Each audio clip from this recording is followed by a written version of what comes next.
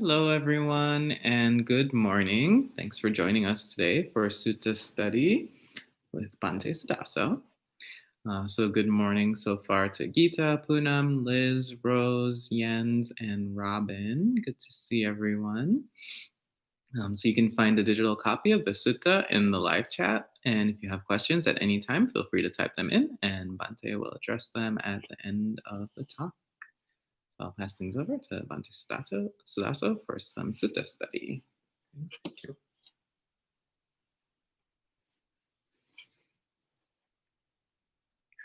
Namo tassa bhagavato arahato samma sambuddhassa. Namo tassa bhagavato arahato samma sambuddhassa. Namo tassa bhagavato arahato samma sambuddhassa. Buddhang dhammang sanghang namassami.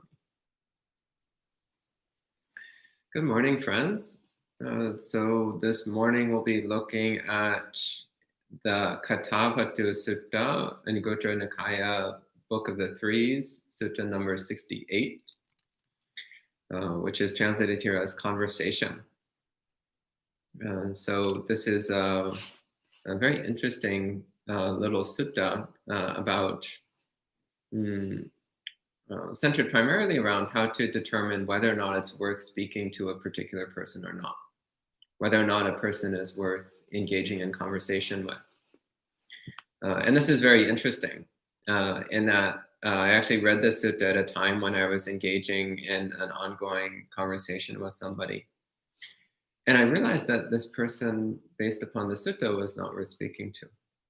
They didn't meet the specifications that the Buddha gave. So at that point, I ended the conversation. And I haven't spoken to the person since.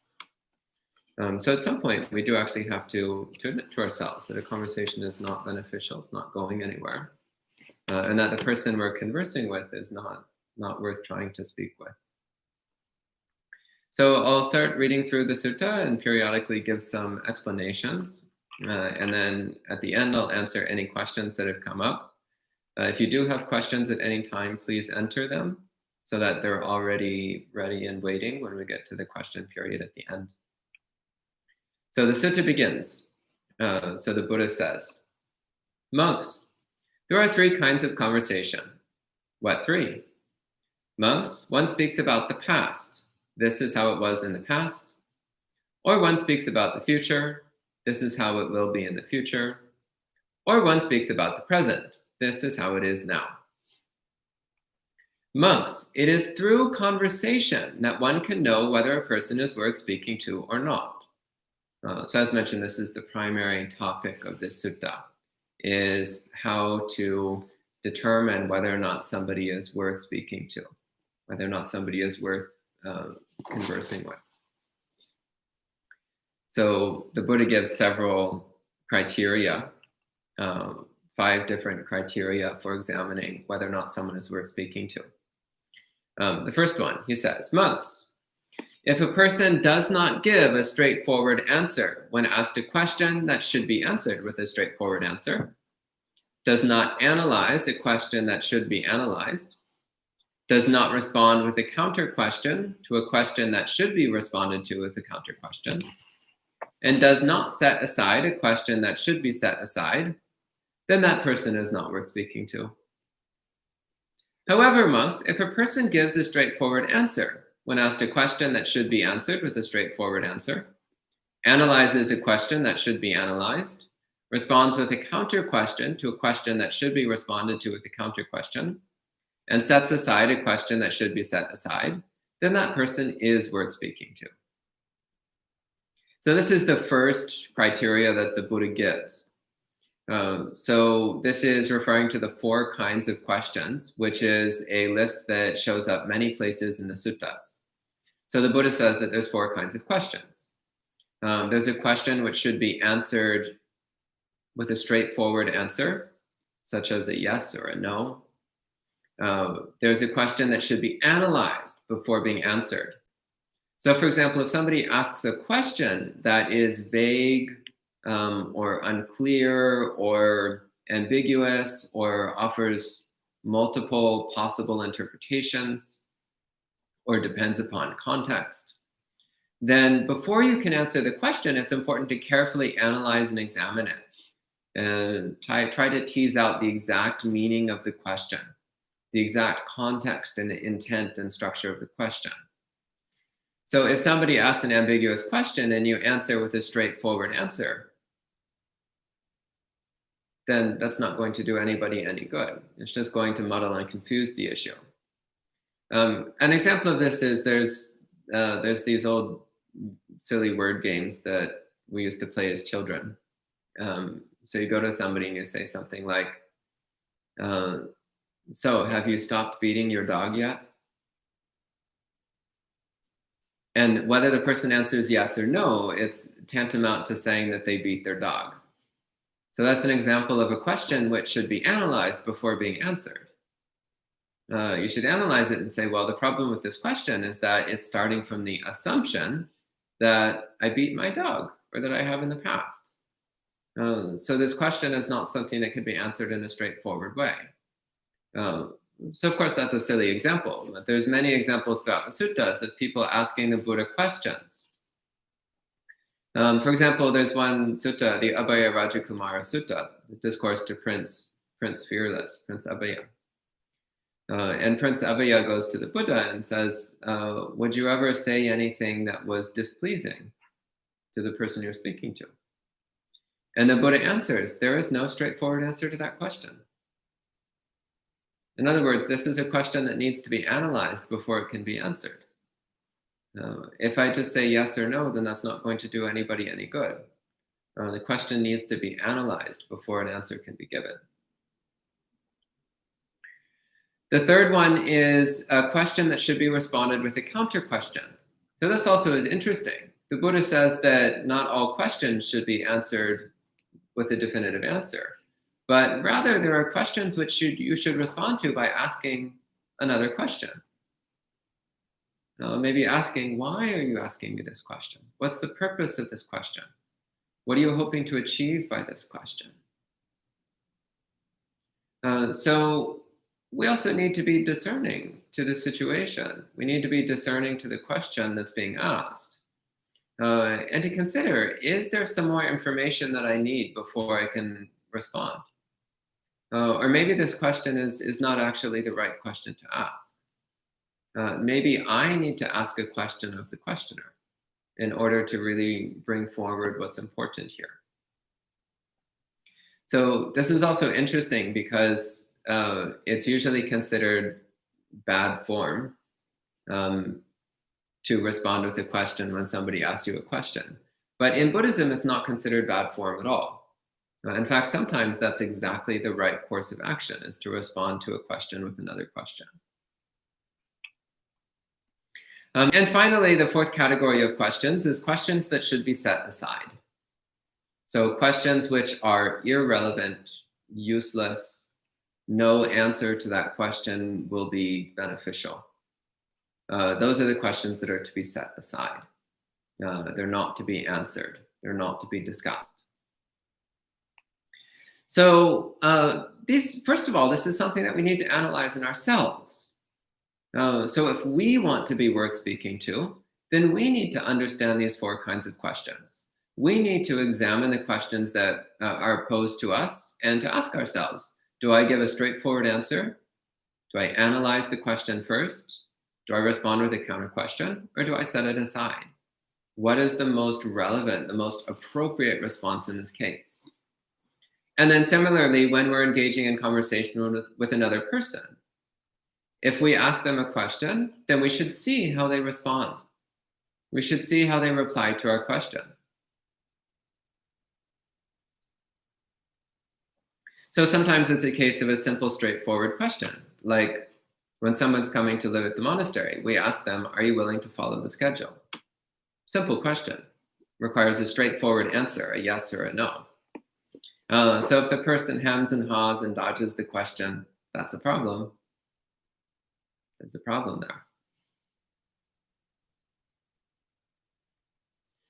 there. Watching, checking, seeing. How does a person respond to questions? And is it in line with Dhamma? Is it in line with the Buddha's instructions? The next category, the Buddha says, monks, it is through conversation that one can know whether a person is worth speaking to or not. Monks, if, when asked a question, a person is not clear about their position, is not clear about their intention, and is not clear about their method, then that person is not worth speaking to. However, monks, if, when asked a question, a person is clear about their position, their intention, and their method, then that person is worth speaking to. This is another one which I find quite helpful. This one's very direct in its purpose. So if somebody is vague and unclear about what standpoint they're taking in the discussion, what their purpose is in speaking, what their intention is in saying what they're saying, if their method of communication is obscure, wandering, distorted, if they're just making the conversation more confused rather than more clear, if the person themselves seems impossible to pin down, it's hard to figure out what they're actually saying, what their standpoint on an issue is, then this indicates the person is not worth speaking to. It indicates that any communication with them is just going to be a waste of time. So this does not mean, however, this does not mean that during conversation that we need to pick a standpoint and then hold rigidly to it for eternity. That's also a problem. That's obstinate attachment to views, which the Buddha condemns in many places in the suttas. So we should be clear about what our standpoint is, but we should also be willing to adjust our standpoint whenever we receive new information. Again, I mentioned I was in an ongoing conversation with somebody and then read the sutta and decided to stop talking to that person. It was actually because I realized at one point, this person actually directly said to me that nothing I say will ever change their opinion about anything. And I was like, oh, what an incredibly bizarre thing to say. So that person is saying that no matter what new information they get, it will never change their opinions?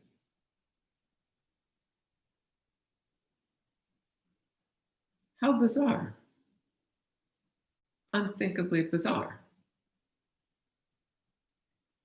It's like if I have an opinion right now that there's plenty of salt in the kitchen, and then one of the other monks tells me there's no salt in the kitchen, and I just go like, nope, I refuse to believe you. My opinion is that there's plenty of salt.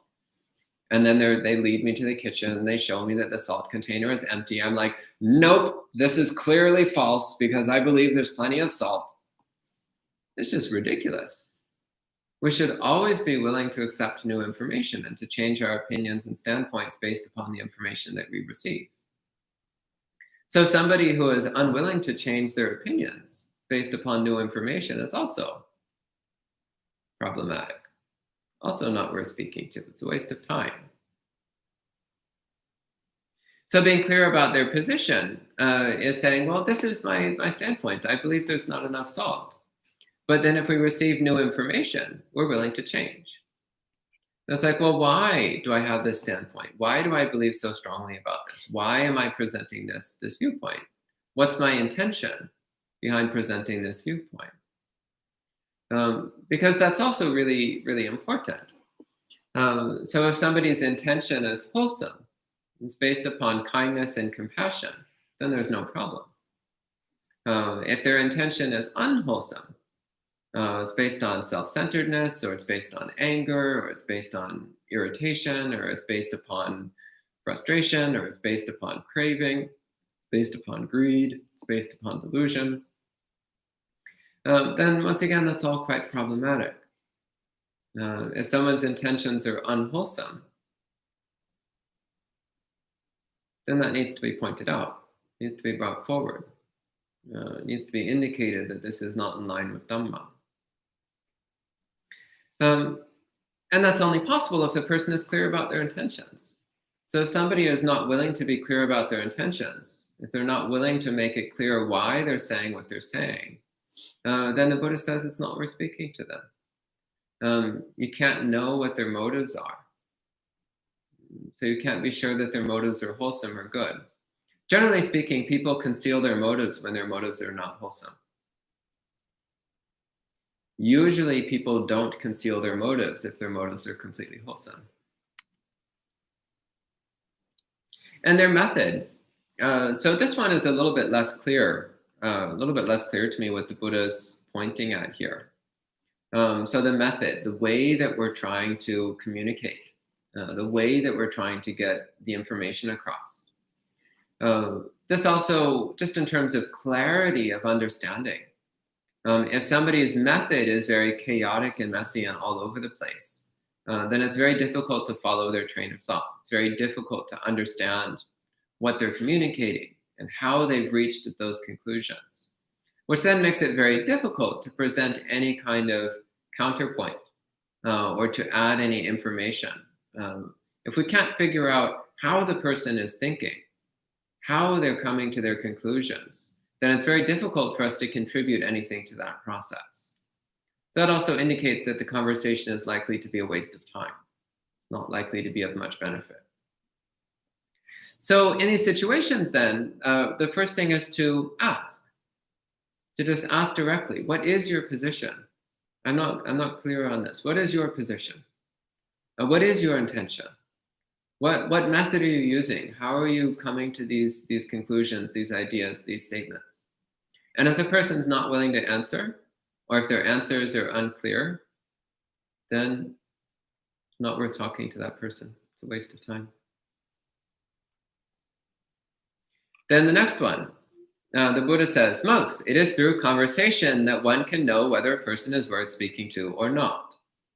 Monks, if when asked a question, a person speaks about other things, leads the conversation to unrelated subjects, or displays anger, hatred, and resentment, then that person is not worth speaking to.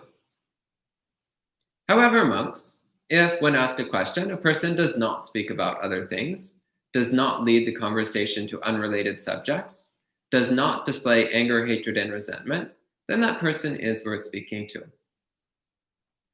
So here, although this is stated as a single thing, there's actually two somewhat different parts to this. The first one is speaking about other things and leading the conversation to unrelated subjects. So you're having a conversation with somebody. Maybe you're talking about whether everything is karma or not. One of these lovely debates we like to have in Buddhism, like to debate about karma, even though it's impossible for non-Buddhists to fully understand karma. We still like to talk about it. So we're talking about karma, and it's like, so what do you think? Do you think everything's karma? And the other person's like, such terrible weather we're having today. Oh, ghastly, look at all that rain coming down. And it's like, I didn't ask about the weather. I asked about karma. So what's your view about karma? And then the other person starts getting angry. How dare you bring up the subject of karma as though I'm some ignorant worm? Well, is this person worth wasting our time with? Of course not. Of course not. Or you tell somebody that we have a schedule and it's important to follow the schedule and the guidelines, and they start getting angry at you and spewing hatred and resentment at you. Is that person worth speaking to? No, they're not. Not one bit. Or you bring up, again, things like the schedule. We talk about schedules a lot because schedules are a very important part of monastery life. You bring up the schedule and the person refuses to talk about the schedule.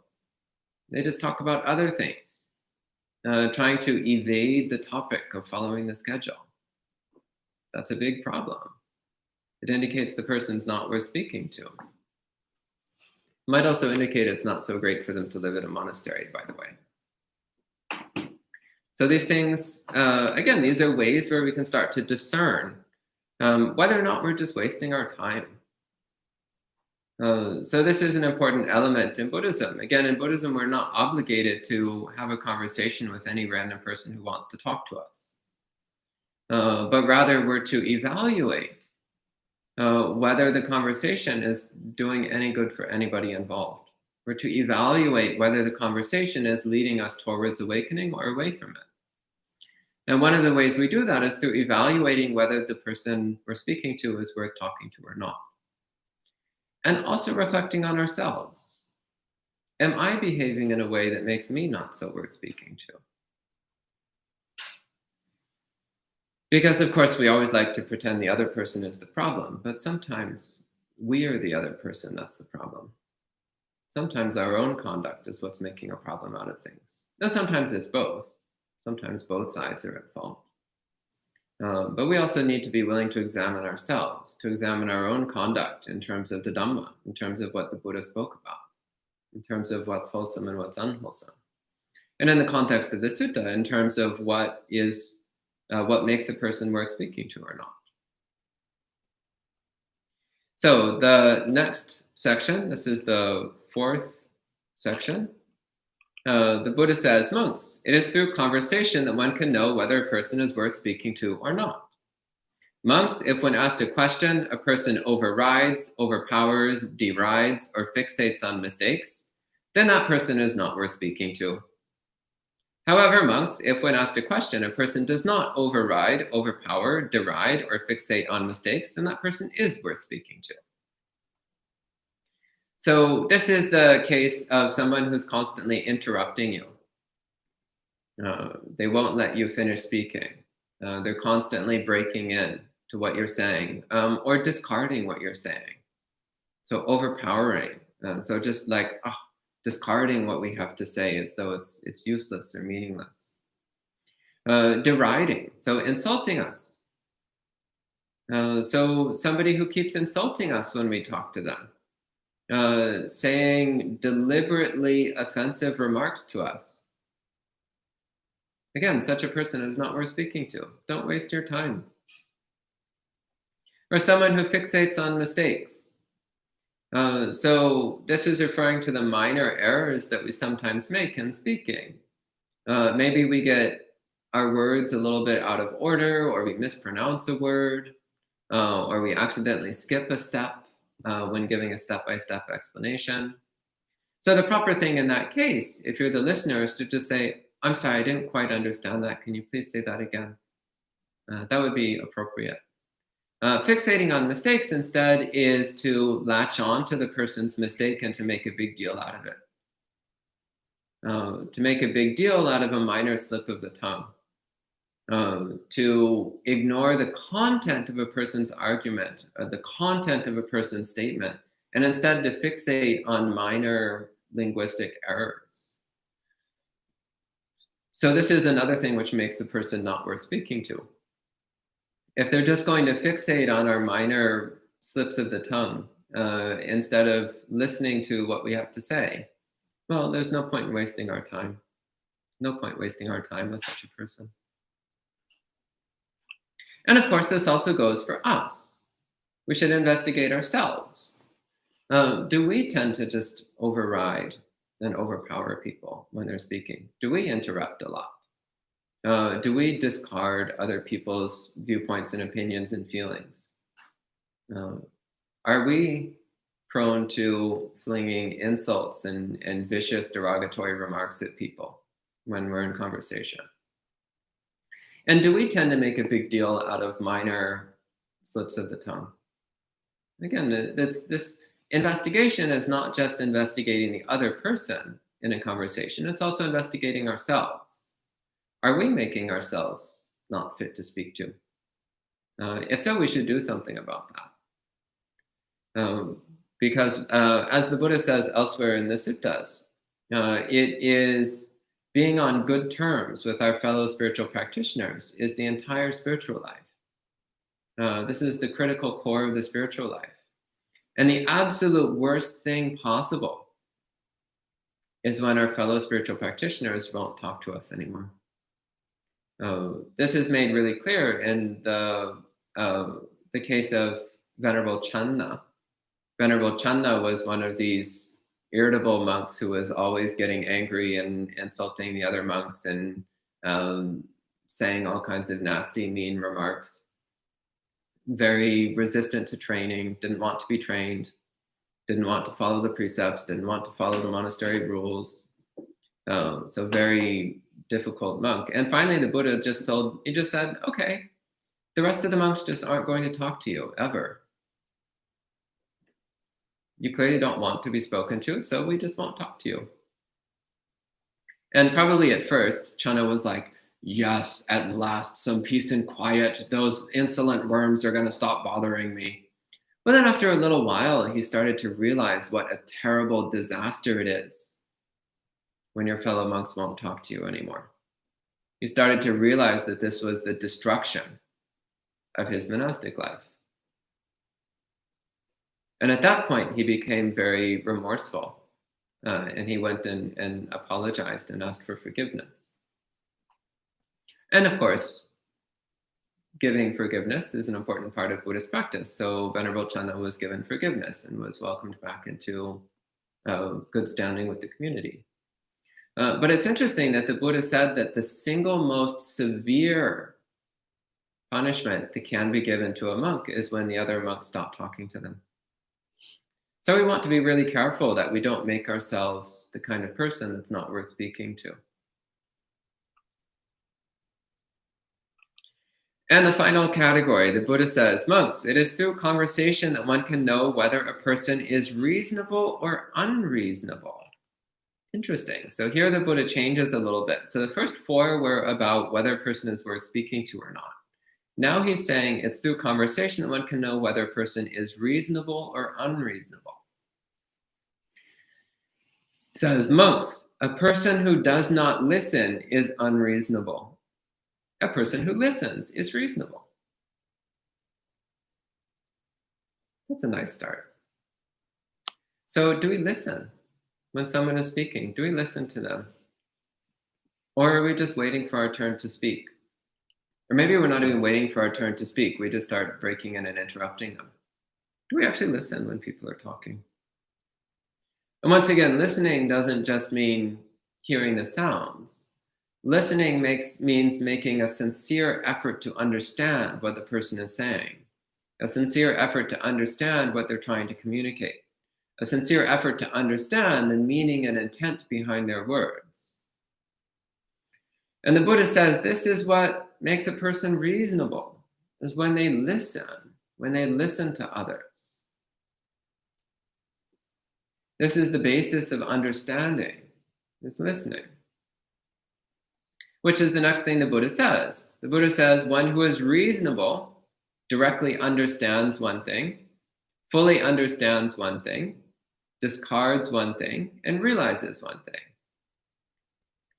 Directly understanding one thing, fully understanding one thing, discarding one thing, and realizing one thing, one contacts right liberation. And unfortunately, the sutta doesn't clarify what these four things are. So what are the four things that one directly understands, fully understands, discards, and realizes? So one would have to infer from other parts of the suttas. So directly understanding dukkha, perhaps. Fully understanding the cause of dukkha. Discarding the cause of dukkha. Realizing the path that leads to the ending of dukkha. Perhaps that's what he's talking about, the Four Noble Truths. That would be one thing that would fit this framework. But without too much difficulty, one could find many sets of four from the suttas that would fit this framework as well. So then the Buddha says, monks, this is the benefit of conversation, the benefit of consultation, the benefit of being reasonable, the benefit of listening, liberation of the mind through non-clinging. In other words, why are we going through all this effort of trying to figure out whether or not a person is worth speaking to, whether or not we are worth speaking to? Why are we going through all this effort of learning how to be reasonable, of listening to others when they speak? Why do we do all of this? Simple, so that we can attain enlightenment. Conversation is something which leads to enlightenment if it's done correctly. If it's done in line with Dhamma, if it's done in line with the principles of Dhamma. So this also is why, again, the Buddha said that the most destructive thing in one's monastic life is when one's fellow monks won't speak to you. It's when the fellow monks no longer speak to you. Because that's cutting off the basis of the path to enlightenment. This is not a minor thing, it's a major thing. Then the Buddha goes into a series of verses. This is fairly common in the Anguttara Nikaya. Many of the suttas in the Anguttara Nikaya end with a poem, which is related to the topic. So I'll read through this poem. It's quite pointed, as so many of the Buddha's teachings. Buddhism is not for the thin-skinned. Advanced warning. The Buddha says, obstructed by stubbornness and arrogance, they engage in conversation with those who lack the qualities of nobility, seeking ways to attack each other. They delight when the other falls into misspeech, mistakes, confusion, defeat. But this is not how noble beings act. So here the Buddha is starting off by talking about the conduct of somebody who is engaging in harmful speech, unwholesome speech that's not based on the Dhamma, not connected with the Dhamma. So obstructed by stubbornness and arrogance. Stubbornness, the unwillingness to accept the possibility that we might be wrong. The unwillingness to be willing to change our views. The unwillingness to face the fact that we might be wrong. Why is that so hard for us to admit? That we might be wrong. And engaging in conversation with those who lack the qualities of nobility. So again, somebody who doesn't have wholesome qualities is not worth speaking to. We shouldn't even bother to try. And the Pali here is actually a little bit unclear as to whether the person who lacks the quality of nobility is just referring to the other person or also to the speaker. So the implication is that it's both. And finally it says seeking ways to attack each other. So this is an example of misuse of communication. So using speech as a way of attacking each other. This is completely outside the domain of noble conduct. And as I mentioned earlier, delighting in the minor errors of the other person, delighting in their misspeech, in their mistakes, in their confusion, and lording it over them when you beat them in an argument. So all of this is an example of malicious, unwholesome conversation. So the Buddha says this is not how noble beings act. Then the poem continues. If a wise person wishes to speak, then they know the right time. Their speech is related to the Dhamma and to noble behavior. So a wise person, when they speak at the right time, sometimes it's better to be silent. And sometimes we need to wait for the best circumstances. So this is one of the critical elements of right speech, is knowing the proper time to speak, the proper time and place. And when we speak related to the Dhamma and to noble behavior. So noble behavior is the conduct of wise beings, conduct of awakened beings.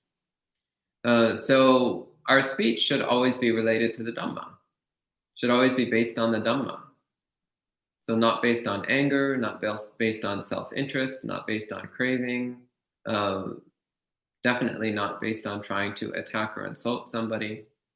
But rather, our speech should be based on the Dhamma, always referring back to the Buddha's teachings, always referring back to the path of awakening, always referring back to that conduct which is wholesome, uplifting, compassionate, liberating. So the Buddha continues, this is how the steadfast speak. So just a minor point, the word translated here as steadfast is dhira. So dhira literally means steadfast, but it's also used almost as a synonym for wisdom. So dhira means the steadfast one, but it also has the implication of one who is wise.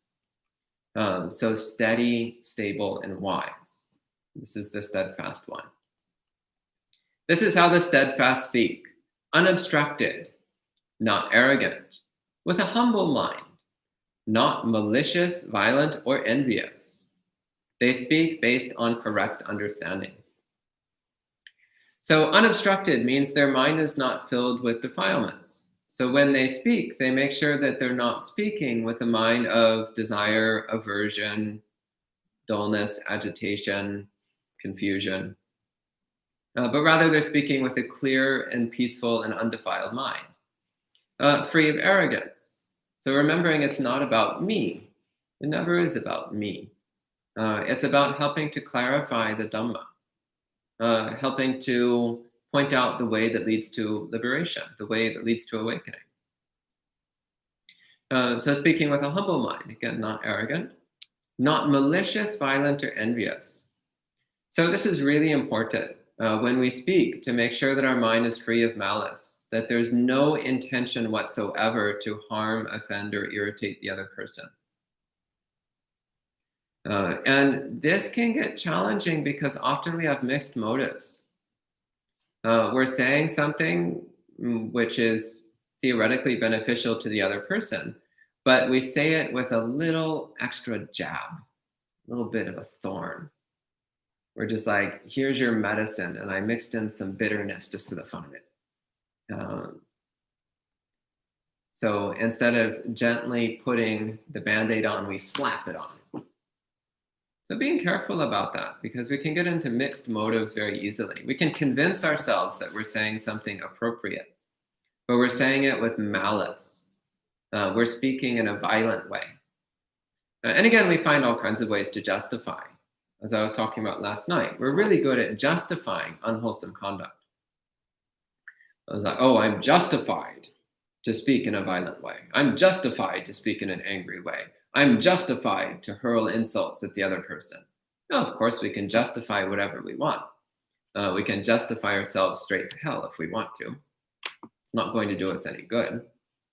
Justifying our unwholesome conduct doesn't change the fact that it's unwholesome, no matter how hard we try to justify it. And they speak based on correct understanding. So correct understanding means an understanding of karma, an understanding that every single choice we make with body, speech, and mind comes back to us. Understanding that if we speak harshly, maliciously, uselessly, it comes right back to us.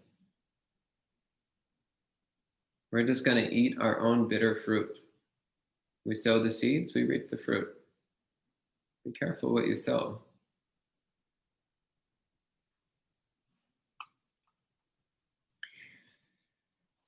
Then he says, they rejoice in good speech, but they do not disparage misspeech. This I find quite lovely. So this is how a noble person engages in conversation.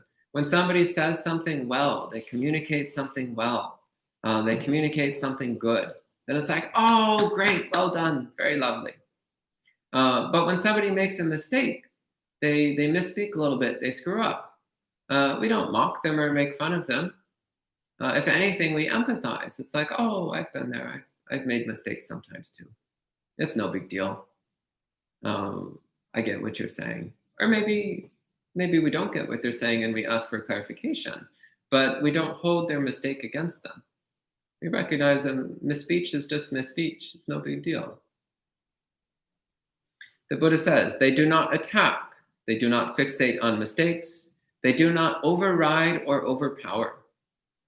So again, not using conversation as a vehicle for attack. Using it only as a vehicle for mutual understanding and mutual improvement. And always, always, always cultivating a mind of compassion and gentleness whenever we speak. And finally, the Buddha says they do not speak carelessly. So making an effort to really be clear. What are we saying? Why are we saying it? What effect is it having? So not speaking carelessly, but speaking carefully. Always being very careful. What are we saying? Why are we saying it? What effect is it having? And if we realize that we're saying something harmful, stop immediately. Doesn't matter how important you think it is, stop. If we realize that our intentions are at all tainted with unwholesomeness, stop immediately. Don't feed those fires. Don't drink that poison. not worth it. You're just hurting yourself. Not worth it. Then finally, the Buddha says, good people seek consultation for the sake of understanding and faith. This is how the noble ones consult. This is the consultation of the noble.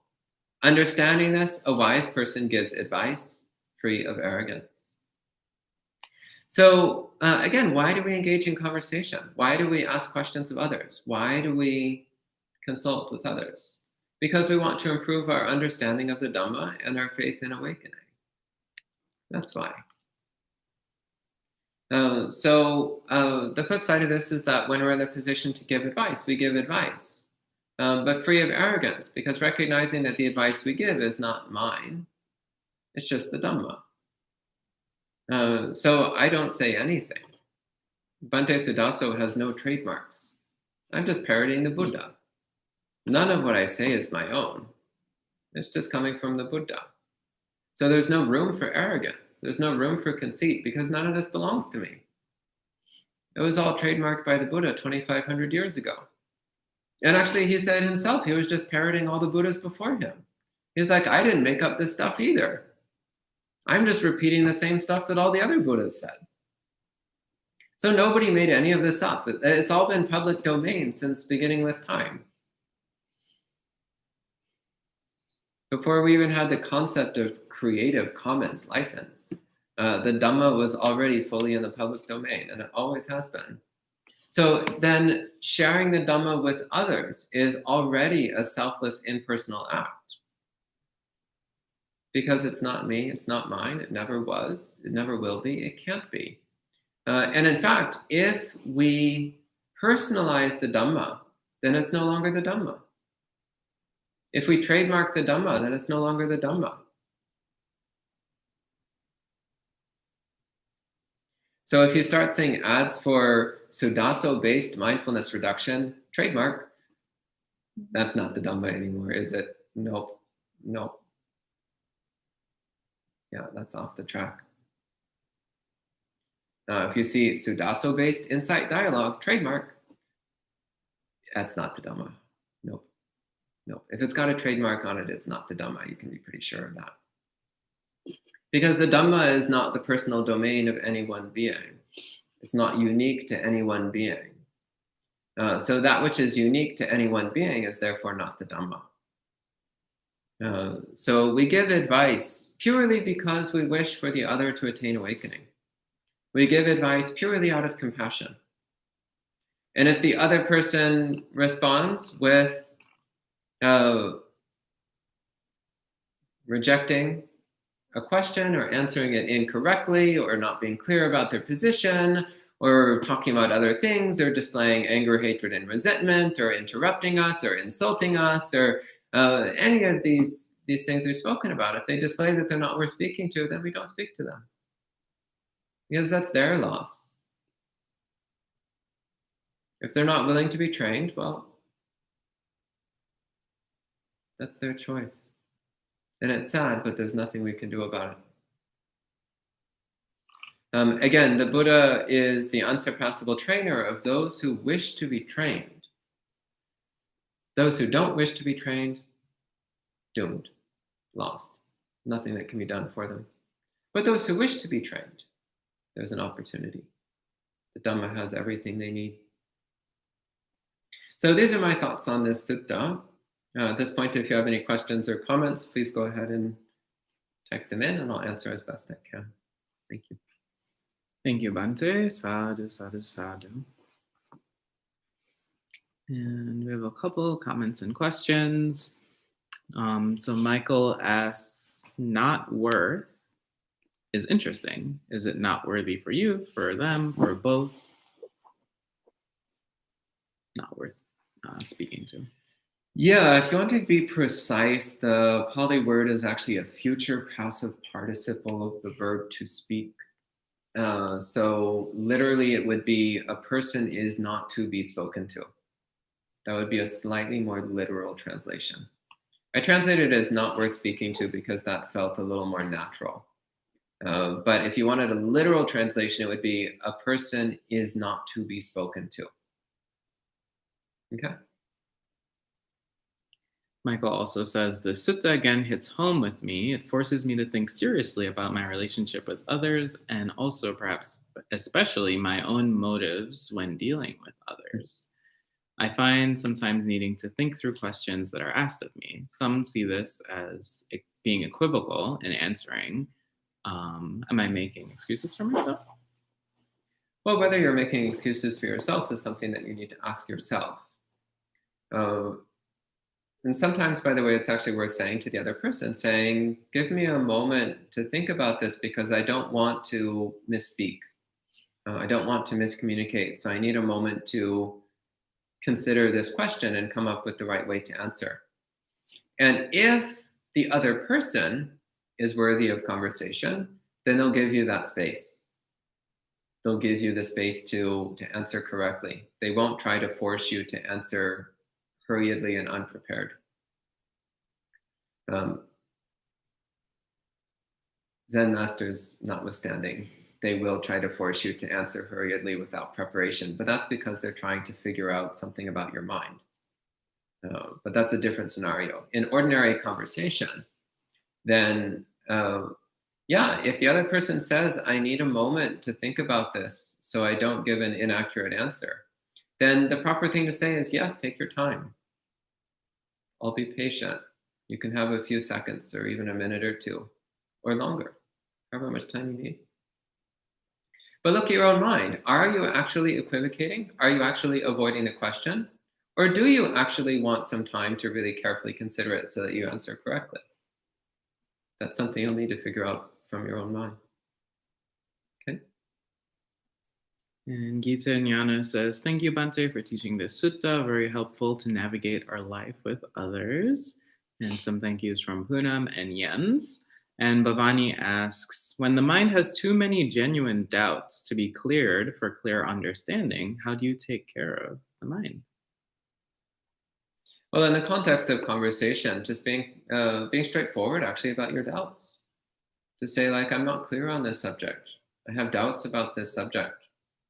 And ask questions. Many places in the suttas, the Buddha says that the causal basis for wisdom is going to wise, experienced monastics and asking them questions. So being honest about your doubt, revealing your doubts, and asking for clarification from those who are learned, those who are developed, those who are wise. And this doesn't necessarily mean going to a fully enlightened being. It just means going to somebody who's a bit farther along the path than you are. It's hard to find enlightened beings. It's not hard to find people who are farther on the path than ourselves. Okay. And Michael also asks, ought we to explain... No. Should we explain that we will be disengaging from said person to that person and why we're disengaging? This strikes me as the right thing to do because it makes it easier to re-engage later. What do you think? I think it's circumstantial. You have to read the situation, read the person, see if it's worth saying something. I wouldn't necessarily recommend telling them, I'm not speaking to you because the Buddhist scriptures told me not to talk to people like you. That may not be the best thing to say, unless the other person is also Buddhist, in which case you might even refer them to the sutta. Be like, well, if you want to know why I'm not talking to you anymore, read Anguttara Nikaya 3.68, and then you'll understand. That might actually be useful if the other person's a Buddhist. If they're not a Buddhist, then you can put it in more general terms. So you might actually say something like, I've noticed that during our conversations, it's often very difficult for us to have a fruitful conversation because you tend to interrupt me a lot with angry insults. And honestly, I feel like that's not very useful. So I'd rather avoid conversation for the time being. It's perfectly fine to say things like that. But I would encourage you to stick to it. If then the person tries to engage you in conversation again, don't reply. Don't get pulled into it. Wait until you see clear evidence of a change in their character. Okay. And Rose says, I often feel pressure to have an immediate answer or opinion when asked a question. Thank you for the reminder that it's acceptable to take some time to analyze. Great. And Michael also says, thank you for sharing this wonderful sutta. All right, and it seems like that's the final question / comment. So thanks everyone for joining us this morning for another sutta study. So this evening you can join us again for meditation and a Dhamma talk, and then tomorrow morning for a sutta study as well from Ayasoma. And then in the evening, monk chat, where you can bring all your questions related to or somewhat related to Buddha, Dhamma, and Sangha. So thanks again, everyone, for joining, and we can end with 3 sadhus. Sadhu, sadhu, sadhu. And have a great day.